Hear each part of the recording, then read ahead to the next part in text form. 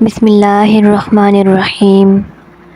سبحان اللہ و بحمدہ عدد خلقہ ورضا نفسہ وزنۃ عرشہ ومداد کلماتہ رب ہب لی من الصالحین فبشرناہ بغلام حلیم فلما بلغ معہ السعی قال یا بنی انی اری فی المنام انی اذبحک فانظر ماذا تری قال یا ابت افعل ما تؤمر ستجدنی ان شاء اللہ من الصابرین فلما اسلم وتلہ للجبین ونادیناہ ان یا ابراہیم قد صدقت الرؤیا انا کذلک نجزی المحسنین ان ھذا لہو البلاء المبین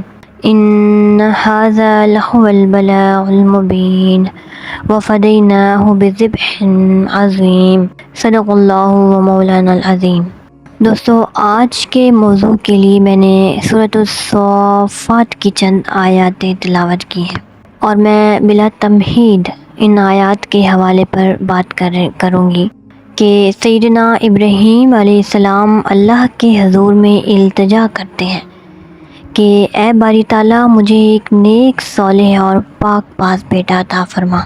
میرے کریم مولا دعائے ابراہیمی کو شرف قبولیت عطا فرماتے ہیں اور ان کی گود کو حضرت اسماعیل علیہ السلام سے حرک کر دیتے ہیں۔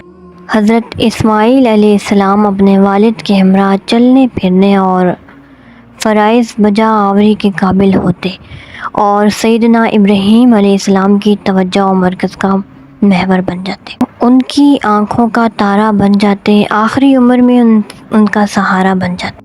وہ کبھی بھی انہیں اپنے تن و من سے جدا کرنے کا تصور نہیں کر سکتے تھے۔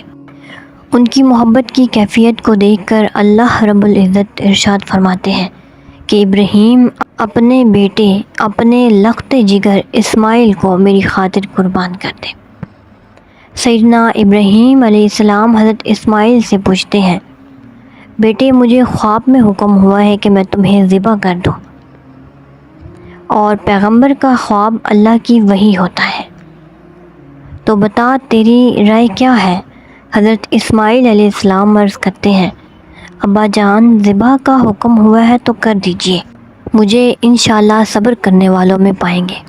اب قرآن مجید بیان کرتا ہے کہ ابراہیم علیہ السلام اسماعیل کو ماتھے کے بل، جبین کے بل الٹا لٹا دیتے ہیں، چھری ہاتھ میں لیتے ہیں اور اپنے لاڈلے اسماعیل کو اللہ کے حضور ذبح کرنے لگتے ہیں۔ اس ذبح کی، اس سے قربانی کی ابتدا ہوتی ہے۔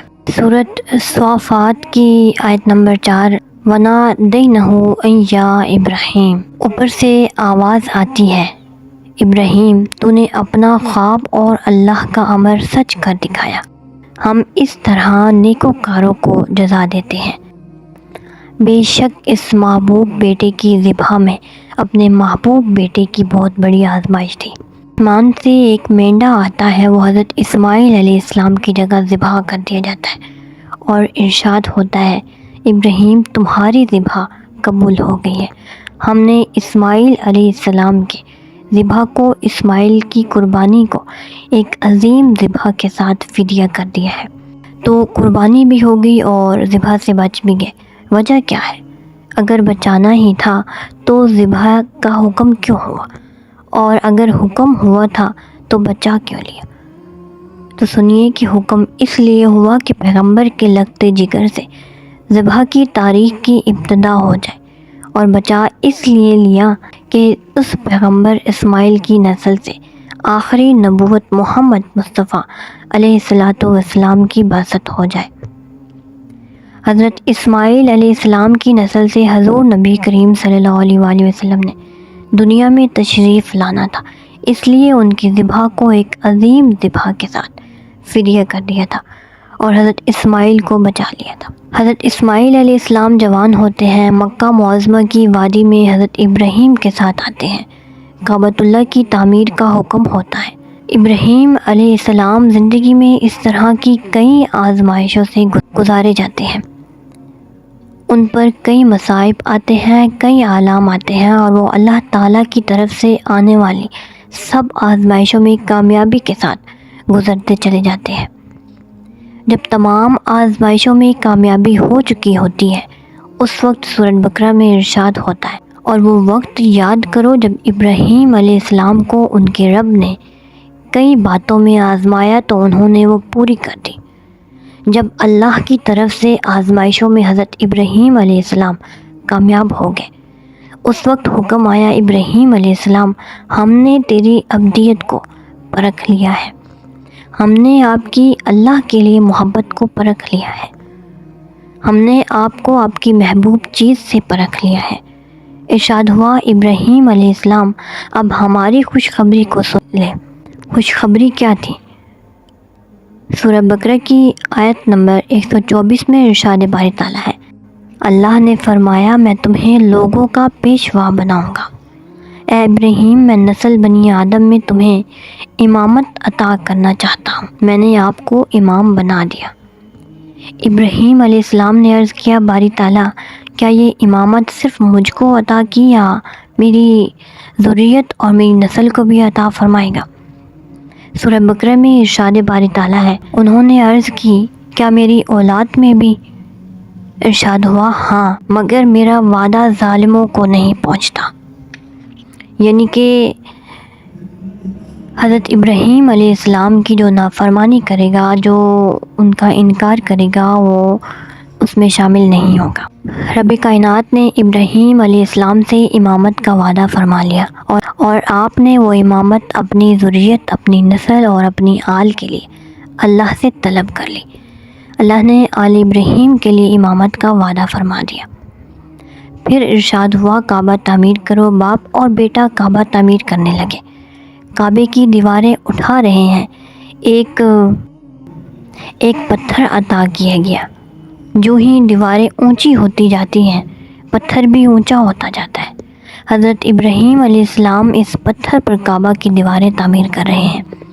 اسماعیل علیہ السلام تعمیر کعبہ میں اپنے والد گرامی کی معاونت کر رہے ہیں۔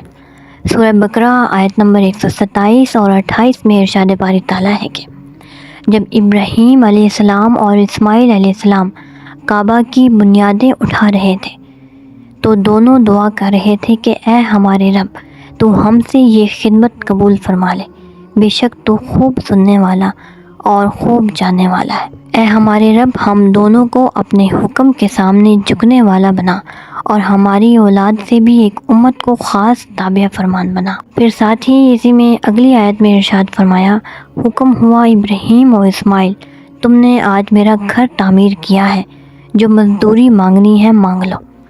ہاتھ اٹھا دیے۔ سورہ بقرہ کی آیت، اے ہمارے رب، انہی میں سے وہ آخری اور برگزیدہ رسول صلی اللہ علیہ وآلہ وسلم مبعوث فرما، جو ان پر تیری آیتیں تلاوت فرمائے اور انہیں کتاب اور حکمت کی تعلیم دے، دانائے راز بنا دے، اور ان کے نفس و قلب کو خوب پاک صاف کر دے، بے شک تو ہی غالب حکمت والا ہے۔ حضرت ابراہیم علیہ السلام فرماتے ہیں، باری تعالیٰ مزدوری یہ دے کہ حضرت آدم علیہ السلام سے لے کر مجھ تک ہر پیغمبر اپنے زمانے میں یہ اعلان کرتا چلا آیا ہے کہ سلسلہ نبوت ایک حد پر جا کر ختم کر دیا جائے گا، یہ سلسلہ رسالت ایک مقدس نفس پر جا کر ختم کر دیا جائے گا، اور وہ ہستی ہے جس کی خاطر ساری بزم کائنات سجائی گئی ہے، وہ نبی آخر الزماں اس کائنات میں آنے والا ہے۔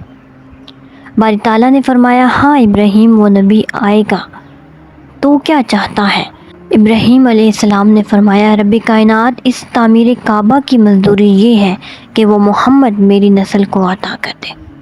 فرمایا، ابراہیم، تو نے 3 چیزیں مانگ لی، نبوت اور رسالت بھی اپنی ذریت کے لیے مانگ لی، اور ختم نبوت بھی اپنی ذریت میں مانگ لی، امت مسلمہ بھی اپنی ذریت میں مانگ لی، اور امامت بھی اپنی ذریت میں مانگ لی۔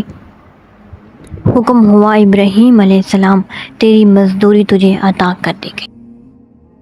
تو گائز، ذبح اسماعیل سے ذبح حسین علیہ السلام تک کا سفر، یہ انشاءاللہ ہماری سیریز چلے گی آگے، اور آئی ہوپ کہ آج کی ویڈیو آپ لوگ کو پسند آئی ہوگی۔ اگر آپ لوگ کو آج کی ویڈیو پسند آئی ہے تو لائک کریں اور زیادہ سے زیادہ فرینڈس میں شیئر کریں، اور چینل کو سبسکرائب کرنا مت بھولیے گا۔ تھینک یو سو مچ۔ اللہ حافظ۔